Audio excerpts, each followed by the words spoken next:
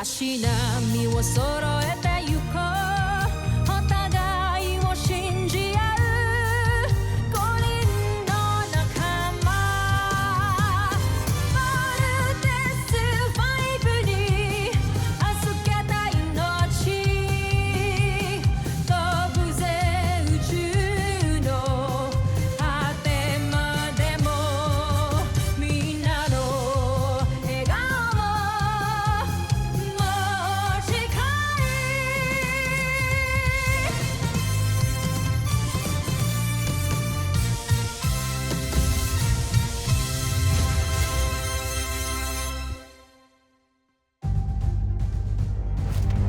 Ang nakaraan sa Voltes 5 Legacy.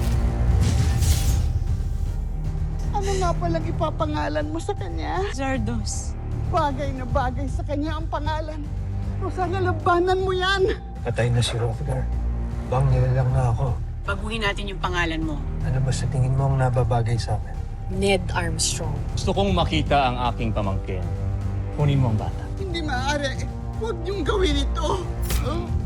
Upang magawa nating labanan ng aming armada, ay kailangan nating bumuo ng pantapat sa ultimate weapon ng Bozan Najmi Period. Kailangan na nating gumawa ng sarili nating fighting robot. We will call it Voltes. Voltes 5 na siyang magliligtas sa planetang Earth. Ipinapangako ko sa inyo ng mama mo, sisiguraduhin ko na hindi mangyayari sa inyo yung sinapit ng mga mahal ko no. Wala nang masasaktan sa pamilya ko. Ito ang gagamitin ko para makabalik ako sa aking pinagmulan. May mga pangako pa akong kailangan pa rin. Ano sinabi mo, Ned? Papa, huwag ka pong aalis. Huwag mo kaming iiwan ni Mama. I'm sorry, Marianne. Paano kami ng mga anak mo? Babalik ako sa'yo. Sa mga anak natin, magiging buo tayo ulit.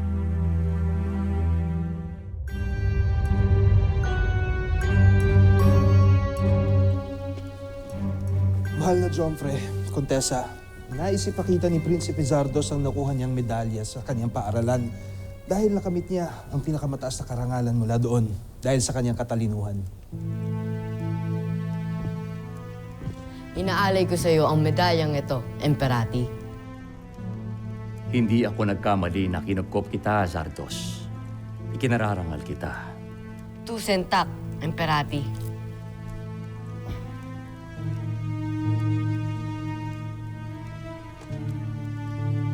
Simula ngayon ay huwag mo na akong yakapin. Kahinaan yan. Anumang emosyon kagaya ng pagmamahal, lungkot at pag-iyak ay makakasira sa iyo. Ihusto mo ang iyong sarili at huwag mong tularan ang iyong ama. Hindi ko siya ama. Isa siyang taksil sa buong Bozan. Marami siyang kasinungalingang ginawa sa mga maharlika. At ang mga alipin, niloko niya. Sige na, bumalik ka na sa iyong pag-aaral.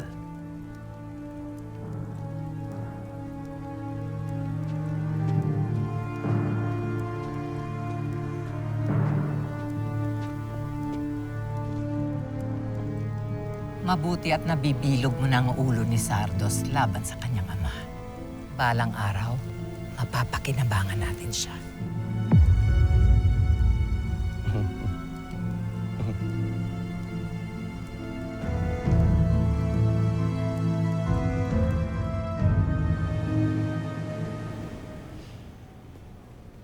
Steve, Bert, huwag kayong mag-aaway magkakapatid. Magpapakabait kayo palagi. At lagi niyong alagaan ang inyong bunsong kapatid. Maging masunurin palagi sa inyong mama. Ha? Saan po ba talaga kayo pupunta, Papa? Huwag ka nang umalis. Ayoko rin naman talagang umalis, anak. Ngunit meron ako mga pangakong kailangan tuparin. Mga taong kailangan balikan at tulungan. Sino po ba sila, Papa? Kasama na lang po kami. Hindi pwede, Bert. Hindi kayo pwede doon sa pupuntahan ko. Saan po ba talaga kayo pupunta, Papa?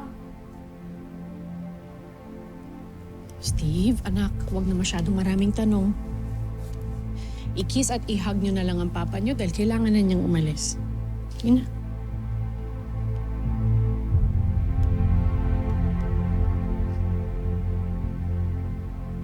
Ned? Nakahanda na lahat. And we have to go.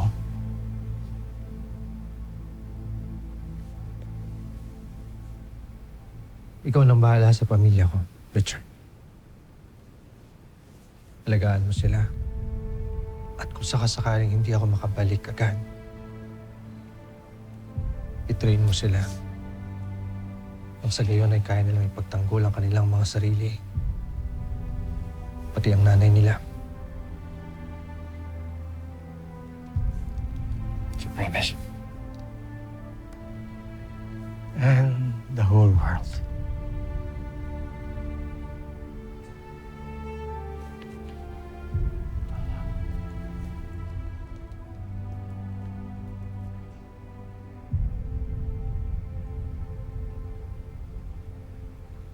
Mahal kita, Mary Ann. Mahal ko kayo ng mga anak natin. Pangahawakan ko ang pangako mo, Nen. Hihintayin ka namin. Huwag mo rin kalilimutang mahal na mahal kita.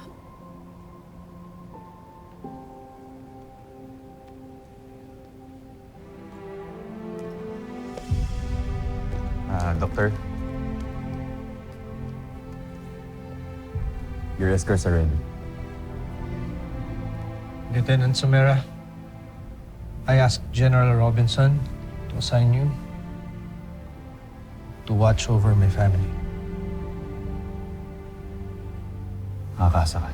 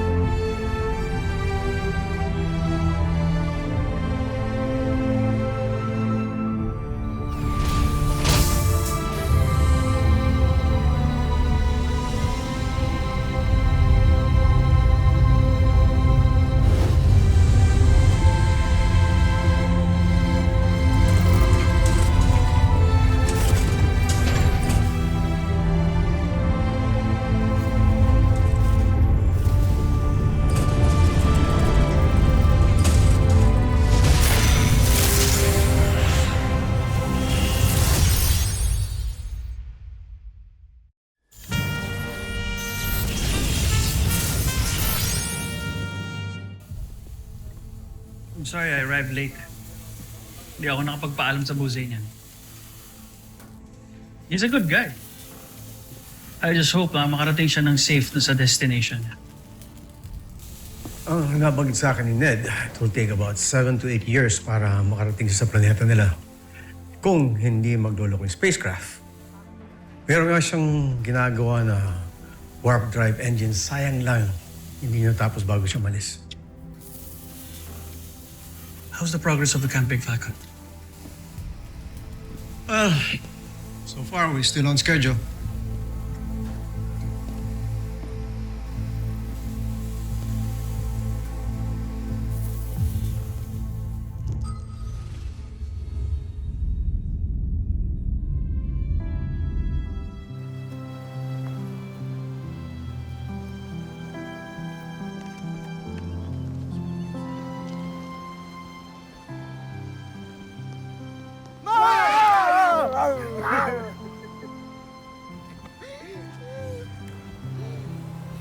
Nagsisente si Mama dito ah. Naisip niyo po ba si Papa? Sana hindi na lang ako pumayag na umalis siya noon. E di sana hanggang ngayon kasama pa rin natin ang papa niyo. Oo nga, Ma. Sana nakilala ko man lang po ang papa ko. Na nga muna natin pag-usapan si Papa eh. Naiiyak na ako. Bakit naman ang lungkot ng usapan natin? Eh, ang ganda-ganda ng weather, so dapat happy tayo. So, smile! Mama, smile!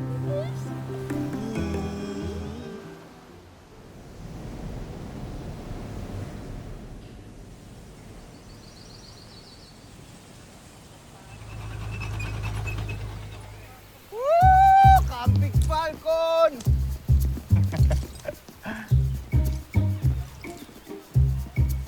Hi, ladies. Eto, kabago-bago nito, nagpapakit agad sa iba. Eh bakit naman hindi? Meron yata tayo special privilege ang Armstrong Brothers dito sa camp mo. Well, totoo din naman yun, kung di dahil kila Mama and Papa wala tong CBF. Excuse me? No, excuse me. It's excuse me, sir. Makakadip lang kayo dito, di ba? Bro, easy ka lang, ha? Isa lang. I'm not sure, bro. Narinig ko yung pinag-uusapan niyo magkapatid kanina. Bakit? Ano sa tingin niyo? Makapainsipe kayo dito? Teka. Sir? Bakit ba nakikinig ko sa usapan namin? Oo nga. Private conversation namin yun, ah. Attention! May problema ba dito? Wala ho, sir. Specialist, ikaw. None, sir. Masyadong riding hat, Pable. Mga bagong dating lang tong mga recruits na to. Huwag naman natin silang i-terrorize this early. Carry on.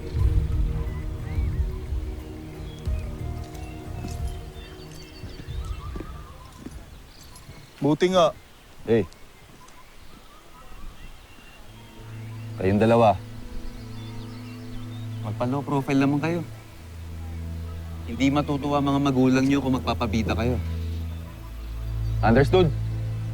Yes, Master Chief. Sorry. Ikaw kasi. Ito ko!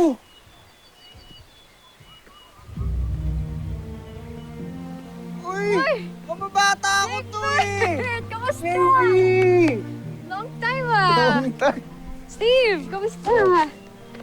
Eh, Hi, Ray. Dave! Ava, si Jamie nga pala, childhood friend namin. Hi, Jamie. Okay. Let's go, babe. Let's go.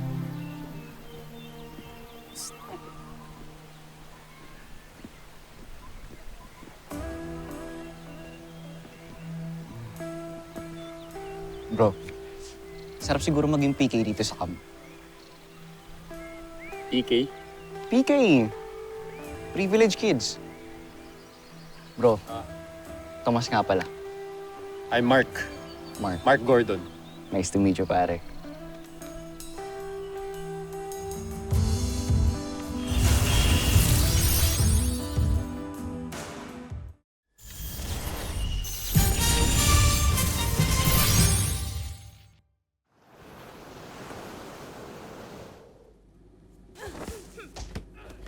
Tol, nandiyan yung privilege kids, oh. Talagang naupo pa sa mga bench. Mga epals. Egbert, tingnan mo. Nalamdam. Sigurado kung ano-ano na naman iniisip ng mga yan. Anong pansinin, kuya? Hayaan mo na sila, Mark.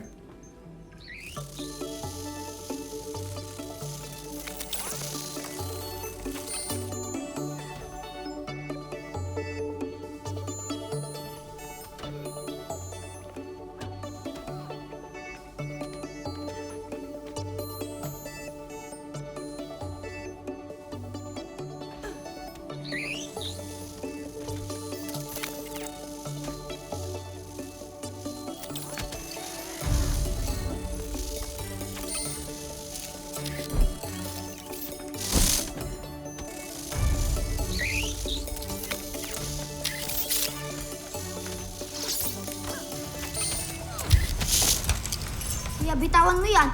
Bitawan mo! Dito dyan, alam ko ikaw to. Ikaw lang ang pwede makaimbento ng ganitong klaseng insekto.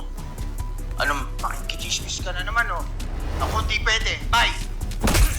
Yung drone ko! No! Uy, Bert, ano ka? Si Little John. Yan mo na, tabi mo na. Go.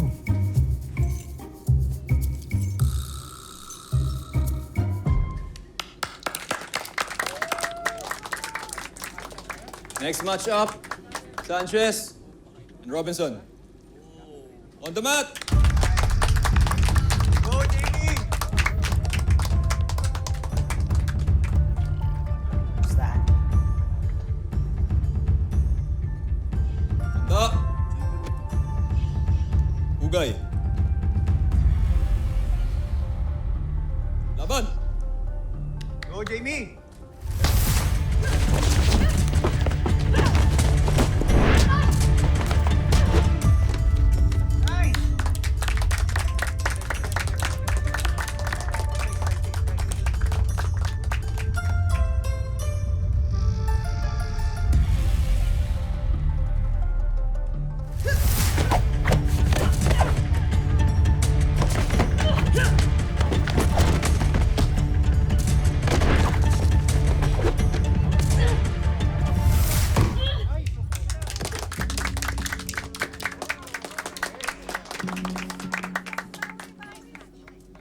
First round!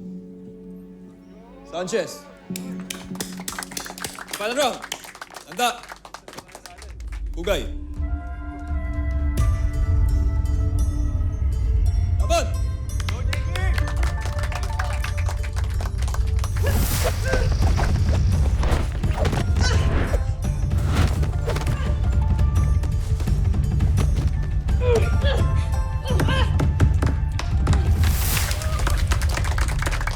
Nice one!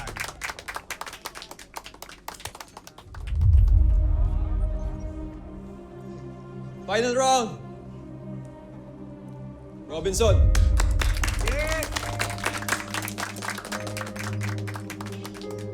Okay? Yes, babe. Sure? Yes. Sigurado Thank ka, you. ha? You're so sweet. Jeez. May sinasabi ka, Jamie? Ha? Ah! Sabi ko sorry, nasaktan ba kita? Sorry ah. Jeez. Galing mo.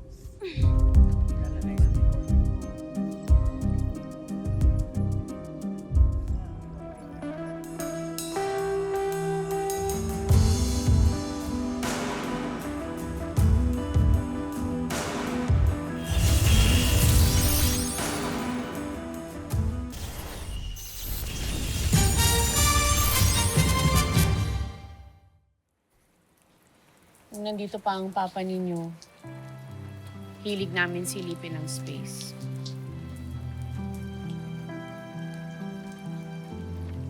Naalala ko nga yun, ma. Tuwing lalabas ako, nakikita ko si Papa nakatingin sa space, sa stars.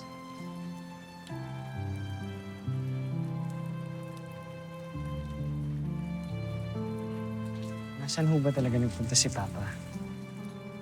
Hindi ba sinagot ko na yan dati pa? Ma, imposible hong sa ibang bansa. Nalala ko ho, sakay siya ng isang spaceship. Hindi ho, airplane, mas spaceship. So, ibig sabihin sa buwan, stars, sa ibang planeta. Saan ho ba talaga siya nagpunta? If yes, ma, anong gagawin niyo doon? Bakit hindi pa ho siya nakakabalik ngayon? Masyado ka maraming tinatanong. Ma, malaki na ho kasi ako eh. May sarili na ho akong isip. Palagi ko hong tinatanong sa sarili ko, nasaan ho ang tatay ko? Hindi ba gusto mo maging sundalo para sa planetang Earth? Bilang sundalo, alam mo na may mga bagay, mga mission na hindi dapat pag-usapan at sabihin. Kaya wag na natin pag-usapan to. Halika na, matulog na tayo.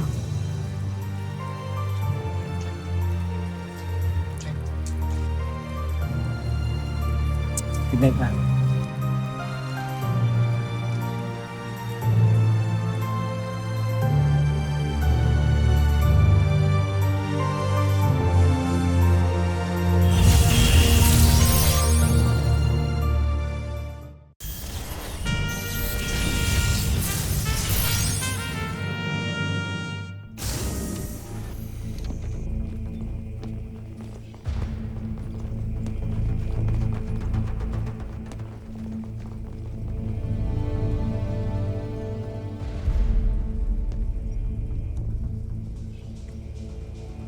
Based sa report na nabasa ko, kayo ang may initiative na maging part ng EDF special program. It's very good. Pero hindi lang ganoon ang mga katangian na hinahanap ng Camp Big Falcon para maging membro ng Earth Defense Team.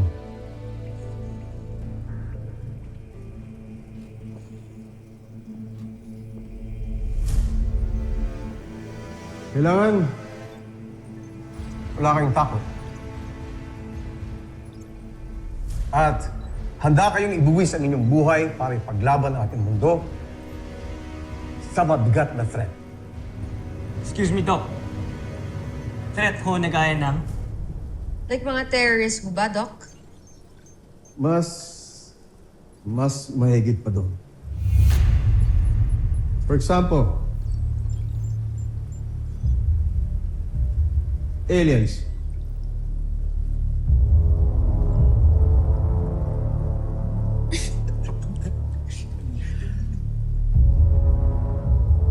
Bakit?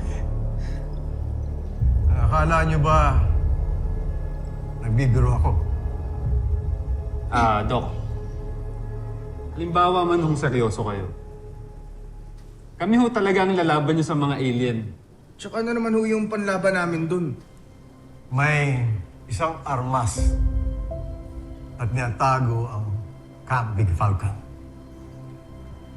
Nandyan siya sa loob ng chamber na yan. Ito ay isang armas na dinevelop at ginawa ng matagal na panahon para makasiguro na meron tayong malakas na sandaga dito sa mundo nito. Ano, candidates? Handa na ba kayong makita ito? Sir, yes, sir! Kuya, naiisip ko yung nasa utak ko. Una ba yun? Bata pa tayo nung huli kong nakita yun eh.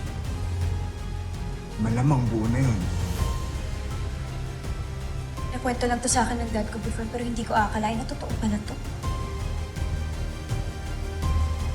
I would like to introduce to you Voltes 5!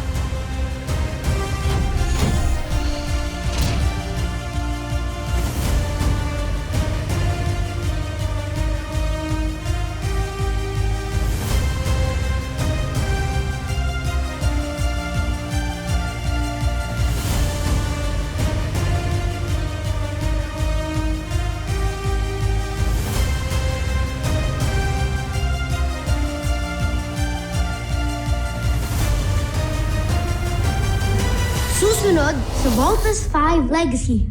May nasagap kasi tayo sa ating radar na isang sasakyang himpapawid na nakapasok sa ating planeta. Baka isa itong kaaway na nagbabalik. Sino kang dayo ka nang gugulo ka dito sa Kapitolyo ng Luzon? Kami ho ni Big Bert, wala ho kaming sugat, wala kaming galos. Si Kuya Big Bert din, bakit ang lakas-lakas niya po kumain? Uy, not helping ha? Why are we so different? May plano kami nila Ali na pumunta ng mainland this coming Saturday. G? Well, tara. Ayaw nila sa akin at ayoko din sa kanila. Akala mo hindi ko napapansin yung mga simpleng sulyap mo kay Jamie, ha? It means the universe has something bigger in store for them. Meron silang destiny na kailangan i-fulfill. You could say it was written in the stars. Handa na akong sakupin ang planetang Terertu para sa busan ng SP Imperium!